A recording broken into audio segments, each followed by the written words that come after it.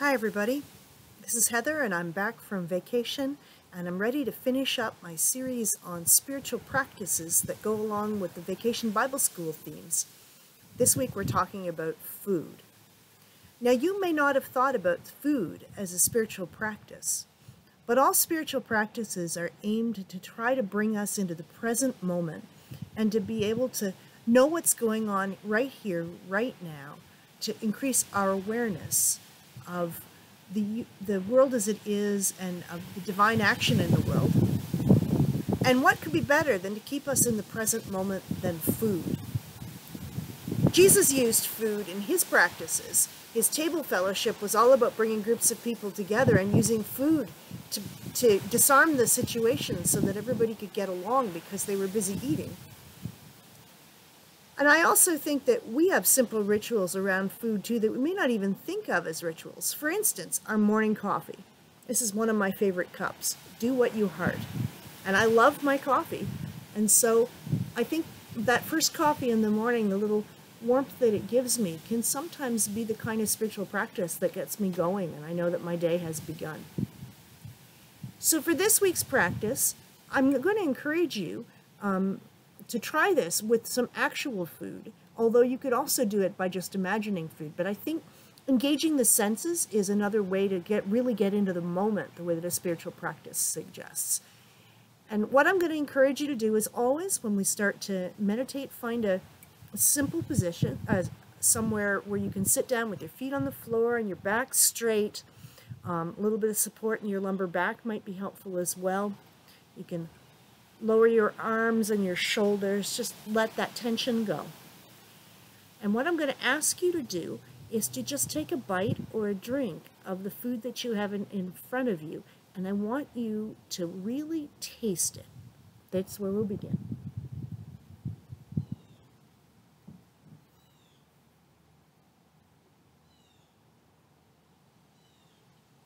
Feel its texture on your tongue and around your mouth. Is the taste of your food sharp or is it smooth? Does it feel creamy or crunchy? Just let yourself experience that feeling in your mouth. Feel free to take another bite or another sip to continue the feeling.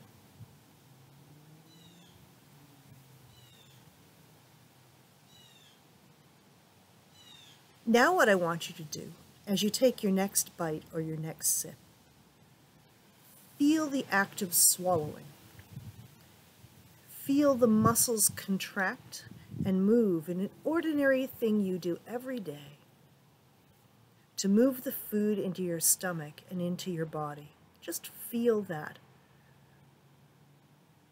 Maybe you can even feel the food going down your esophagus, but experience the feeling of the food becoming part of you.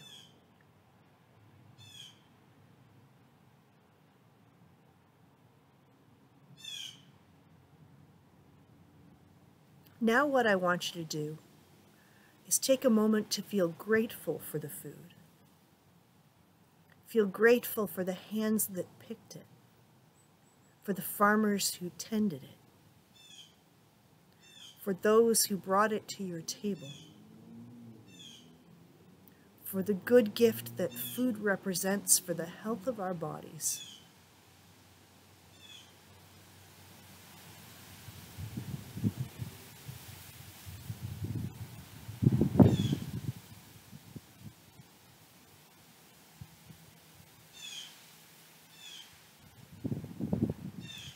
And now I want you to feel your body, which has been made of the building blocks of all the food that you eat.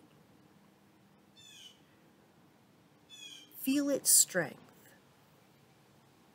Feel its solidness. Feel how it is grounded in this moment and this time.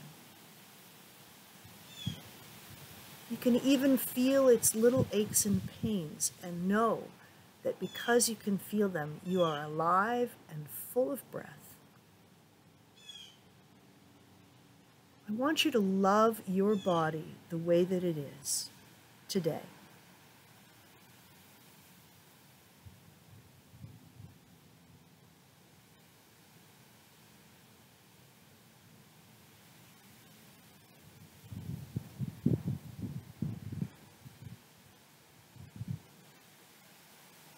And if you have experienced enough, I invite you to come back to the video. You can go through these 4 steps as many times as you like.